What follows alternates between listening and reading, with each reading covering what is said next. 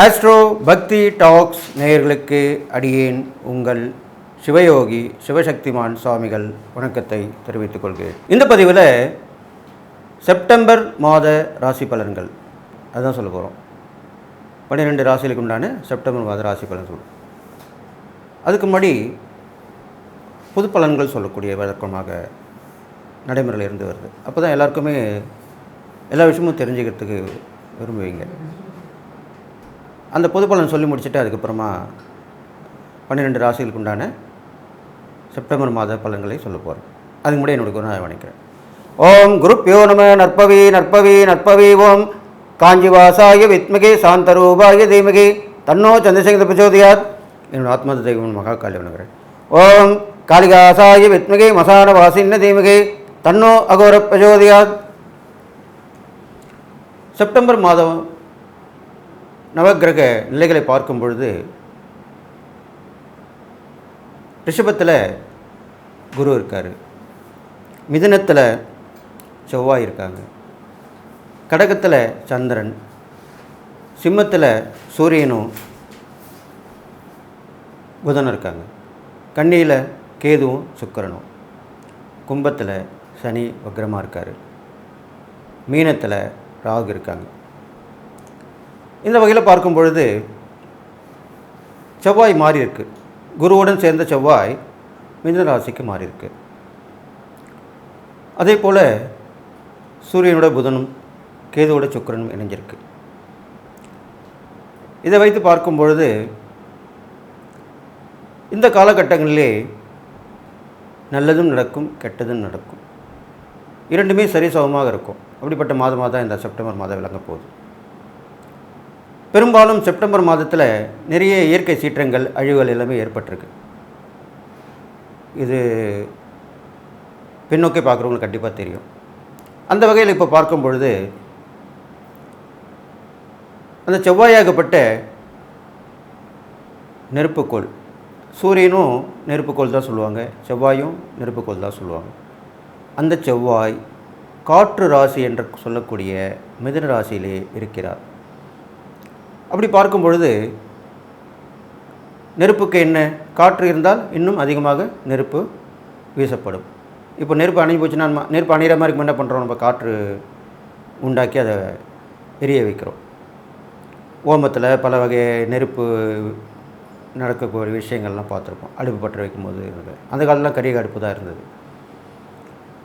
அந்த வகையிலே இப்பொழுது தீயால் ஏற்படும் கண்டங்கள் அதிகமாக இருக்கும். காற்றால் ஏற்படக்கூடிய புயல், மழை, வெள்ளம், தீயால் ஏற்படக்கூடிய கண்டங்கள், தீ விபத்துக்கள் இதெல்லாமே அதிகமாக நடக்க போகுது. அது இல்லாமல் சூரியனும் புதனும் சேர்ந்து யோகத்தை கொடுக்குறாங்க. அதுவும் கடகத்தில் இருக்குது. அது நல்ல விஷயந்தான். அப்போது இதனால் வரைக்கும் இருந்த ஒன்றுமே நம்மளுக்கு வேணாம், நம்ம வரைக்கும் அந்த வம்பு அப்படின்னு இருந்த ஒரு ஆன்மீக பெரியோர்கள், அறிவு சார்ந்தவர்கள், சான்றோர்கள் எல்லாருமே இப்போ முன்னுக்கு வருவாங்க. ஏன்னா நாட்டில் கொலை, கொள்ளை, கற்பழிப்பு நிறைய பெருகிடுச்சு. இப்போ சமீப காலமாக பார்த்திங்கன்னா நிறைய பெண்கள் தான் பாதிக்கப்படுறாங்க. இளம் பெண்கள், சிறுமிகள்லேருந்து இளம் பெண்கள்லேருந்து வயதான மூதாட்டிகள் கூட பாதிக்கப்படுறாங்க. அதனால் இதனால் இது எதனால் ஏற்படுகிறது என்று பார்த்தால், நான் முன்னமே சொல்லியிருந்தேன், சுக்கிரன் நீசப்பட்டு கேதுவோடு சேர்ந்திருக்கிறார். கேதுவோடு சேர்ந்து ராகுவால் பார்க்கப்படுகிறார்.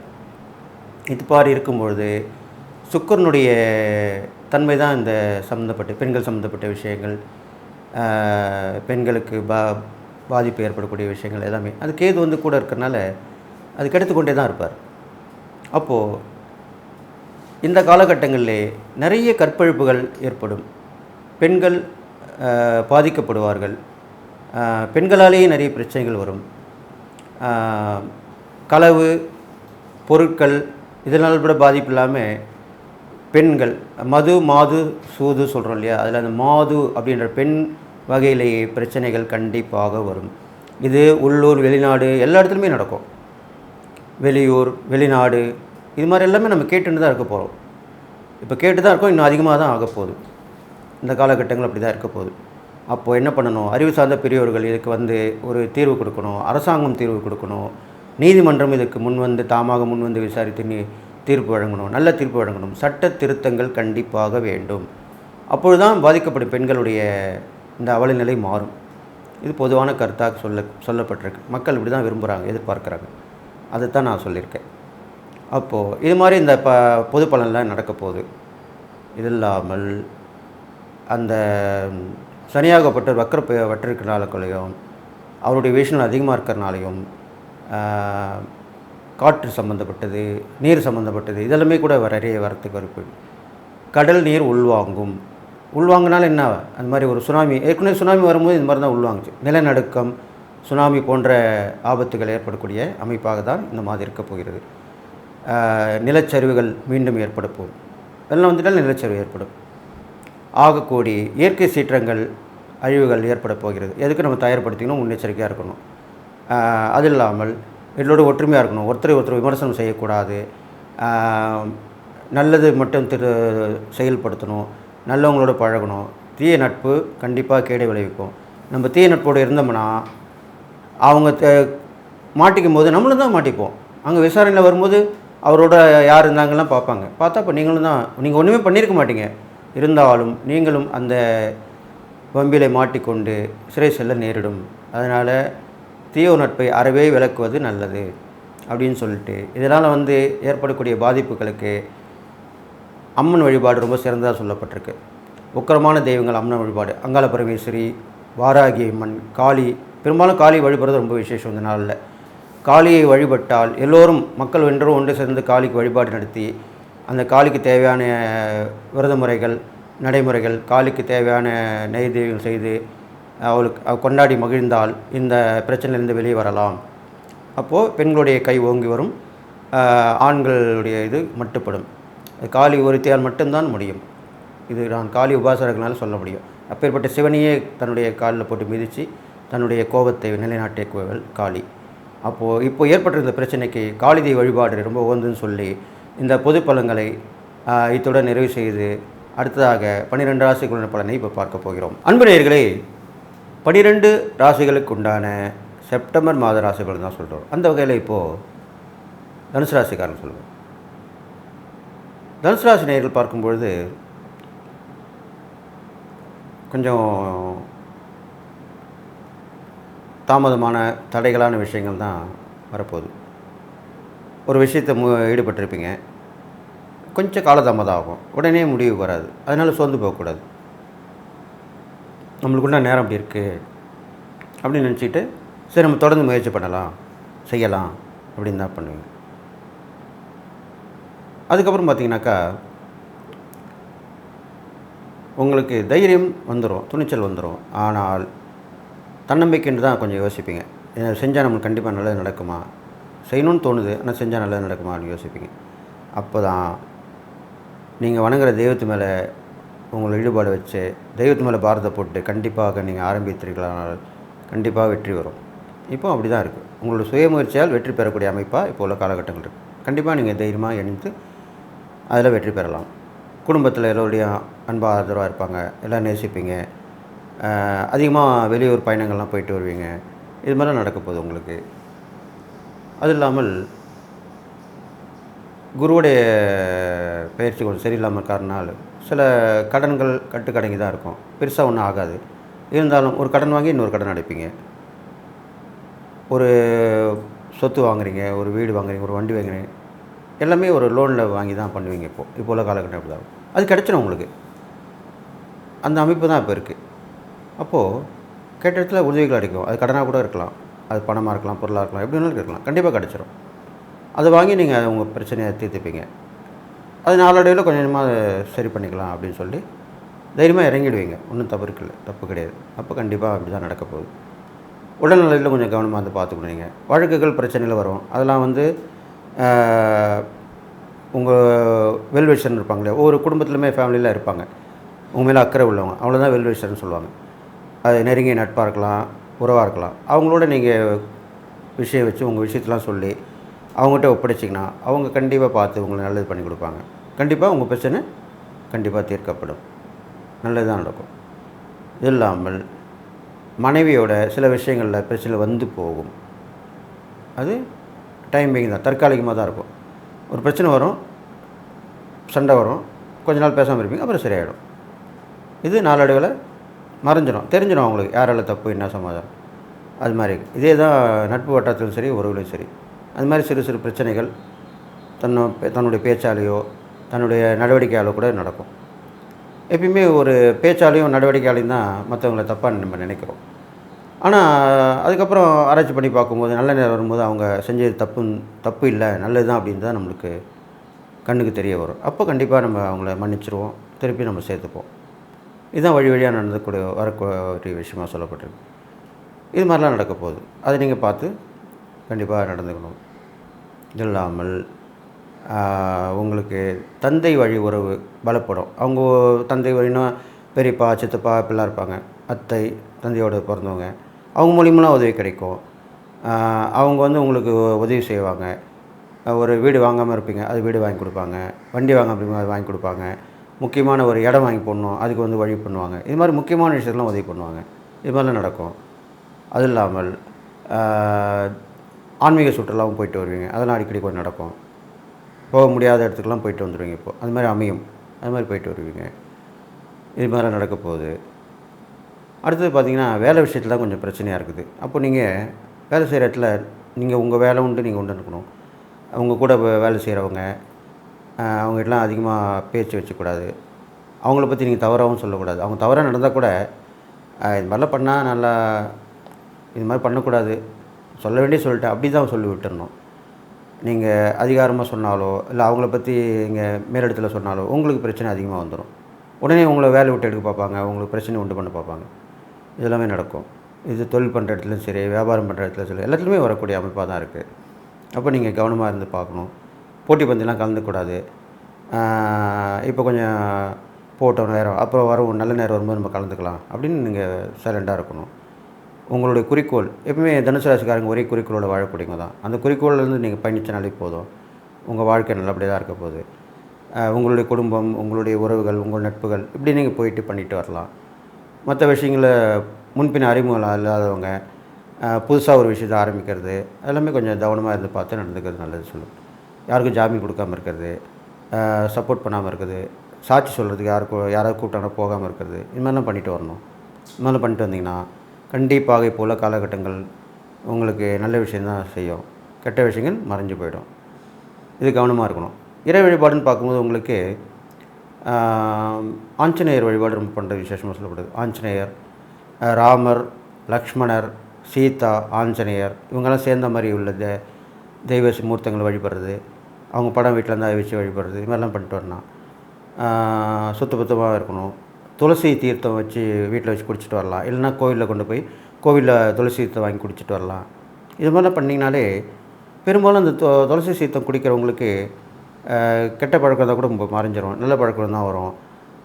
இதெல்லாம் உடம்புல சில நம்மளுக்கு தெரியாத நோய் நொடி வரதுக்கு வாய்ப்பு இருந்தால் கூட அந்த புனிதமான தீர்த்தம் அந்த கோயிலேருந்து கொடுக்குறாங்க இல்லையா, அதில் அவ்வளோ சக்தி உள்ளது. அது நம்மளுக்கு கண்ணுக்கு தெரியாத விஷயங்கள்லாம் நீக்கிடும். அதுக்கு தான் எப்பவுமே தொடர்ந்து அந்த கோயிலுக்கு போய் சாமி கும்பிட்றது மட்டும் இல்லை, அங்கே கொடுக்கக்கூடிய பிரசாதங்கள் வாங்கி சாப்பிட்றதும் ஒரு வகையில் பரிகாரமாக தான் சொல்லப்பட்டிருக்கு. அதனால் அது பண்ணிட்டு வரலாம். நீங்கள் இது மாதிரிலாம் செஞ்சுட்டு வாங்க. உங்கள் உடம்பு கொஞ்சம் சோர்வு, அசதியாக இருக்கிறது எப்படிலாம் இருக்கும், அதெல்லாம் நீங்கள் நீக்கிட்டு தகுந்த உடற்பயிற்சி, யோகாசனம், தியானம் இது மாதிரிலாம் போகலாம். அந்த லைனில் போயிட்டிங்கன்னா கண்டிப்பாக நடக்கும். தொடர்ந்து பண்ணிகிட்டே வாங்க. எதுவுமே எந்த காரணத்தை கொண்டு விட்டுடக்கூடாது. நான் தனுசு ராசிக்காரன் என்ன சொல்ல வரேன்னா, ஏற்கனவே நீங்கள் என்ன செஞ்சுட்டு அதை அப்படியே செஞ்சுட்டே வாங்க, நடுவில் விட்டுறக்கூடாது. நம்மளுக்கு உடம்பு சரியாலும் போயிடுச்சு, அதில் நம்ம பண்ணி இந்த உடற்பயிற்சி பண்ணக்கூடாது, தியானம் பண்ணக்கூடாது, யோகா பண்ணக்கூடாது அப்படிலாம் சொல்லக்கூடாது. கொஞ்ச நாள் கேப் விட்டுட்டு அப்புறம் தொடர்ந்து பண்ணணும். அது எந்த ஒரு நல்ல விஷயத்தையும் நம்ம தொடர்ந்து பண்ணிகிட்டு இருந்தால் அது நான் நடுவில் விட்டுட்டு அப்புறம் தொடராமல் இருக்கக்கூடாது. அதுக்கு தான் அப்படி சொல்லியிருக்கேன். இதெல்லாம் தொடர்ந்து பண்ணிட்டு வாங்க. தான தர்மங்கள் வழியில் பார்க்கும்போது ஏழை குழந்தைங்களுக்கு உதவி பண்ணிட்டு வாங்க, படிப்பு உதவி பண்ணிட்டு வாங்க. அனாதை ஆசனம் போயிட்டு அப்பா அம்மா இல்லாத குழந்தைங்களுக்கு உதவி பண்ணிட்டு வாங்க. ஒரு நாள் ஸ்பெண்ட் பண்ணி லீவு நாளில் போய்ட்டு அவங்களுக்கு அங்கே இருந்து அவங்களோட சந்தோஷமாக அவங்களுக்கு தேவையானதை வாங்கி கொடுத்துட்டு கூட இருந்து பார்த்துட்டு வாங்க. இது மாதிரிலாம் பண்ணால் நல்லது. அவங்க சந்தோஷப்படும்போது உங்களுக்கும் அந்த சந்தோஷம் கண்டிப்பாக நடக்கும். உங்கள் வீட்டு ஃபேமிலியிலும் நல்லது நடக்கும். இதுதான் உண்மையான விஷயம். அதனால் இந்த தனுசு ராசிக்காரங்களுக்கு இப்போ உள்ள சூழ்நிலையில் என்னென்ன வரும், என்னென்ன வரக்கூடாதுன்னு சொல்லியிருக்கேன். அதெல்லாம் கேட்டு கவனமாக நடந்துக்கிட்டு நான் சொன்ன இறை வழிபாடு பரிகாரம்லாம் பண்ணிட்டு வந்தீங்கன்னா கண்டிப்பாக இந்த செப்டம்பர் மாதத்தை கடந்து வந்துடுவீங்க. உங்களுக்கு இந்த செப்டம்பர் மாத முடிவில் ஒரு திருப்புமுனை அமையப்போகுது. ஒரு ஆச்சரியமான விஷயம் காத்துன்ருக்கு. எதிர்பாராத சந்திப்பு நிகழ்ந்து அது மூலிமா உங்களுக்கு நல்ல விஷயம் நடக்க போகுதுன்னு சொல்லி நீங்கள் எல்லா நலம் வளமும் பெற்று வாழ்ப்புன்னு சொல்லி வாழ்த்தி விடைபெறுகிறேன். நன்றி, வணக்கம். அன்பு நேயர்களே, 12 ராசிகளுக்கு உண்டான செப்டம்பர் மாத ராசி பலன் தான் சொல்லிட்டு வரேன். அந்த வகையில் இப்போது மகர ராசிக்காரன் சொல்ல போகிறேன். மகர ராசிக்கு ஏற்கனவே குருவோட பயிற்சி நல்லாயிருக்கு. சனியோட பயிற்சியும் முடிவுற நிலைமையில் தான், 7 சனியில் முடிவுற நிலைமையில் தான் இருக்குது. இப்போ சனி வக்கரம் பெற்றிருக்கனால அந்த பாதிப்பு உங்களுக்கு இல்லை. அதனால் இந்த மாதத்தை நீங்கள் மகிழ்ச்சியாக வரவேற்க போகிறீங்க. மகராசிக்காரங்களுக்கு நினைச்சே நடக்கும், கேட்டது கிடைக்கும், எதிர்பாராத சந்திப்பு நிகழும், வாய்ப்புகள் உருவாகும், குடும்பத்தில் அந்யோன்யமாக இருப்பாங்க எல்லோரும், வெளியூர் அடிக்கடி போயிட்டு வருவீங்க, பயணங்கள் மூலமாக நல்ல லாபங்கள் கிடைக்கும், பயணங்கள் எதிர்பார்த்தபடி இருக்கும், கடன் கிடைக்கும், கடனை கொடுத்து முடிச்சிருவீங்க, சில கடன்கள் வந்து தள்ளி போகும், அதனால் பிரச்சனை வராமல் இருக்கும். இது மாதிரிலாம் நடக்க போகுது. உங்களுக்கு நல்ல பொழுதுபோக்கு அம்சங்கள் உள்ள விஷயங்கள் நடக்கும். அதில் நீங்கள் சந்தோஷமாக மனநிலையை கழிக்க போகிறீங்க. அடிக்கடி கோயிலெலாம் போயிட்டு வர போகிறீங்க, அதுவும் நல்லதாக நடக்க போகுது. இது மாதிரிலாம் நல்ல விஷயங்கள் தான் நடந்துட்டு வருது. இருந்தாலும் உங்களுக்கு குடும்பத்தில் சில பேர் ரொம்ப அந்யோன்யமாக நெருக்கமாக இருக்கிறவங்க, நெருங்கிய உறவு சொல்லுவோம் இல்லையா, அவங்க மூலமாக சில பிரச்சனைகள் வரதுக்கு வாய்ப்பு இருக்குது. அவங்க எதாவது கேட்டு நீங்கள் இல்லைன்னு சொல்லக்கூடாது, தட்டி கழிக்கணும். இல்லைனா எதனா ஒரு நல்ல வார்த்தை சொல்லி அதை சமாதானப்படுத்தணும். இல்லைனா அதனால் கொஞ்சம் மனசு அவங்க பாதிக்கப்பட்டு உங்கள் மேலே பொறாமப்பட்டு சில பிரச்சனைகள் உங்கள் மேலே வம்பு தும்பு சொல்லி வழக்கு போடுவாங்க, பிரச்சனை பண்ணுவாங்க. இது மாதிரிலாம் நடக்கும். அதுக்கு நீங்கள் கவனமாக இருந்து பார்த்துக்கணும். இது இல்லாமல் குரு நல்ல விஷயமா நல்லதாக இருக்கார். உங்களுக்கு அவருடைய பயிற்சியில் நல்ல மனசு தெளிவாகும், எண்ணங்கள் தெளிவாக இருந்து சிந்தனை மேலோங்கி நீங்கள் செய்யக்கூடிய விஷயம் எல்லாமே நல்லதாக நடக்க போகுது. இது மாதிரிலாம் நடக்க போகுது. அது இல்லாமல் உங்களுக்கு உடல்நிலையில் கொஞ்சம் எலும்பு சம்மந்தப்பட்டது, நரம்பு, ரத்தம் சம்மந்தப்பட்டது, இது மாதிரி விஷயம்லாம் கொஞ்சம் கேர்ஃபுல்லாக பார்த்துக்கணும். அதில் கொஞ்சம் சில நோய் நொடிகள் வரத்துக்கு வாய்ப்பு இருக்குது. அதை பார்த்து அனுபவித்து நடந்துக்குங்க. மனைவி வந்து ரொம்ப அன்பாக ஆதரவாக பார்ப்பாங்க. அவங்க வழி உறவும் உங்களுக்கு உதவி பண்ண போகிறாங்க இந்த காலகட்டங்களில். அதை நீங்கள் ஏற்றுக்குங்க. கண்டிப்பாக நல்ல விஷயம் நடக்க போகுது. அவங்களுடைய ஆலோசனை கேட்டு நடந்தீங்கன்னா கண்டிப்பாக நல்லது நடக்கும். இது இல்லாமல் மறைமுக எதிரிகள் எல்லாமே இருந்த இடம் தெரியாமல் போயிடுவாங்க. அவங்களே நட்பு பாராட்டி வருவாங்க, இல்லைனா அவங்களை விட்டு விலகி போயிடுவாங்க. அரசாங்கத்துடைய தொடர்பு கண்டிப்பாக உங்களுக்கு கிடைக்க போகுது. இந்த காலகட்டங்களில் அரசாங்கத்துடைய சலுகைகள், உதவிகள் எல்லாமே கிடைக்கும். அரசியல்வாதிகள் வந்து உயர்ந்த பதவிக்கு வருவாங்க. அவங்களுக்கு நல்ல லாபமான விஷயங்கள் நடக்கும். மக்களிடையே செல்வாக்கெலாம் கிடைக்கும், பிரபலமாவீங்க. அது இல்லாமல் சமூக சேவையில் பண்ணுறவங்களுக்கும் கிடைக்கும். ஆன்மீகத்தில் உள்ளவங்களுக்கும் கண்டிப்பாக பிரபலமாக வைக்க போகிறீங்க. பேர் புகழ் கிடைக்கும். இது மாதிரிலாம் நடக்க போகுது. இது இல்லாமல் நீங்கள் ஆலயங்களுக்கு சென்றால் அங்கே உள்ள உழவார பணின்னு சொல்லுவாங்க. அது மாதிரி நம்மளால் முடிஞ்ச உதவி செய்யலாம். ஒரு க்ளீன் பண்ணுறது, இல்லை நம்மளால் பண்ண முடியல அதுக்கு நான் பணம் கொடுக்கலாம். சுத்தம் பண்ணுறது, வெள்ளை அடிக்கிறது, பொருட்களை கழுவி வைக்கிறது, கோவிலை வந்து வழிபாட்டுக்கு ஏற்ற மாதிரி மாற்றி வைக்கிறது, இது மாதிரிலாம் பண்ணலாம். கோவிலுக்கு தேவையான பொருட்களை வாங்கி கொடுக்கறது, இதெல்லாமே செஞ்சாலே உங்களுக்கு நல்ல விஷயம் தான் நடக்கும். இது இல்லாமல் உங்களுக்கு பார்க்கும்போது ஒரு பெரியவனுடைய தொடர்பு மூலிமா நல்ல விஷயம் நடக்கும். உங்கள் குடும்பம் மேன்மையேறும். உங்களுக்கு தேவையான உதவிகள் அவங்க மூலிமா கிடைக்கும். உங்கள் மனைவிக்கு ஏதாவது வேலைக்கு எதிர்பார்த்துருப்பீங்க, அது கிடைக்கும். பிள்ளைகளுக்கு படிப்புக்கு எதிர்பார்த்துருப்பீங்க, மேல் படிப்புக்கு எதிர்பார்த்துருப்பீங்க, அதெல்லாமே உதவிகள் கிடைக்கும், அந்த மனிதர் மூலிமா கிடைக்கும். அது இல்லாமல் வெளிநாட்டு தொடர்பு ஏற்படும் உங்களுக்கு, அவங்க மூலிமா நல்ல விஷயம் நடக்க போகுது. அது இல்லாமல் நீங்கள் செய்யக்கூடிய இறை பரிகாரம்னு பார்க்கும்போது சிவனை வழிபட்டு வாருங்க. சிவன் வந்து அவங்ககிட்ட கோயில் போனீங்கன்னா அங்கே உட்காந்து தியானம் பண்ணிட்டு வாங்க. விடிகாலையில் இரவில் சிவனை நோக்கி தியானம் பண்ணிட்டு வாங்க. ஓம் நமக் சிவாயா, சிவாய நம இப்படி சொல்லிட்டு வாங்க. கண்டிப்பாக நல்லா நடக்கும். ஆஞ்சநேயர் வழிபாடு ரொம்ப நல்லது, சனிக்கிழமையில் பண்ணிட்டு வாங்க. அவருக்கு வெற்றிலை மாலை போட்டு வழிபட்டு வாங்க. வெண்ணெய் காப்பு சாத்தி வாங்க. அதே மாதிரி சனீஸ்வர பகவானுக்கும் இப்போ முடிய போகிறதுனால சனீஸ்வர பகவானுக்கும் கோயிலுக்கு போயிட்டு எல் தீபம் போட்டு வணங்கிட்டு உடல் ஊனமுற்றவங்களுக்கு தானம் பண்ணிட்டு வாங்க. இது இல்லாமல் உடம்பு சரியாமல் போனவங்க, உடல் ஊனமுற்றவங்களுக்கு இவங்களாம் தானம் பண்ணலாம். அவங்களுக்கு தேவையான பொருட்கள் வாங்கி கொடுக்கலாம். ஆடைகள் கேட்டாங்கன்னா அது வாங்கி கொடுக்கலாம். இது மாதிரிலாம் பண்ணிட்டு வரலாம். அப்போ கண்டிப்பாக அவங்களுக்கு நல்லது நடக்கும். இது இல்லாமல் மகராசிக்காரங்களுக்கு எதிர்பாராத ஒரு வாய்ப்பு கிடைக்கும். அந்த வாய்ப்பை நீங்கள் பயன்படுத்திக்கணும். பயன்படுத்திங்கன்னா கண்டிப்பாக அது வாழ்க்கையில் வாய்ப்பு என்பது எப்பவுமே ஒரு முறை தான் வரும். அதை பயன்படுத்திக்கிறது தான் புத்திசாலின்னு சொல்லப்படுது. அதனால் அதை பயன்படுத்திக்கிட்டிங்கன்னா கண்டிப்பாக நல்ல வாழ்க்கை வாழும். ஆனந்தாலும் பெண்ணாலும் நல்ல நிலைமைக்கு வருவீங்க. பெரும்பாலும் பெண்கள் கை ஓங்கி இருக்க போகுது இந்த மகராசிக்காரங்களுக்கு. நான் சொன்ன இந்த இறை வழிபாடு பரிகாரங்கள் பண்ணிட்டு வாங்க. இந்த செப்டம்பர் மாத பலன் எல்லா வகையிலுமே உங்களுக்கு ஏற்றமாக தான் இருக்க போகுது. இது இல்லாமல் நீங்கள் செய்யக்கூடிய ஒரே விஷயம் என்னென்னு கேட்டிங்கனாக்கா, விலங்குகளுக்கு வந்து உணவு அளிச்சிட்டு வாங்க. அதுக்கு நம்ம விலங்குகள் காட்டில் போய் பார்க்க முடியாது. அப்போது இந்த உயிரியல் பூங்கான்னு சொல்கிறோம், விலங்குகள் எல்லாமே அடைக்கப்பட்ட இடமா சொல்லப்பட்டிருக்கு. அங்கே போயிட்டு உங்களுக்கு எந்த விலங்குக்கு பிடிக்குதோ அந்த விலங்குக்கு வந்து உணவு நீர் கொடுத்துட்டு வரலாம். இல்லைன்னா காசு கொடுத்தா கூட அவங்க காசு வாங்கினா அவங்களுக்கு அதுக்கு உண்டான செய்வாங்க, கண்டிப்பாக செய்வாங்க. அது மூலிமா நல்ல லாபங்கள் ஏற்படும். இது இல்லாமல் நாய்கள், மாடு, காகம் இது மாதிரிலாம் பார்த்திங்கன்னா அவங்களுக்குலாம் அதுக்கெலாம் உணவு கொடுத்துட்டு வரலாம். எல்லாத்தையும் ஜீவராசிகள் பொதுவாக கொடுத்துட்டு வந்தீங்கனாலே உங்களுக்கு நன்மை நடக்கும். அது இல்லாமல் பெரும்பாலும் நீங்கள் காகத்துக்கு வந்து அடிக்கடி உணவு வச்சுட்டு வர்றது ரொம்ப விசேஷமாக சொல்லப்படுது இப்போ உள்ள காலகட்டங்களில். அப்போது சனீஸ்வரனுடைய மனம் குளிர்ந்து அவருடைய வாகனமான காக்கைக்கு வைக்கும்போது உங்களுக்கு நன்மை தான் நடக்கும். முன்னோர்கள் வழிபாடு பண்ணிட்டு வாங்க.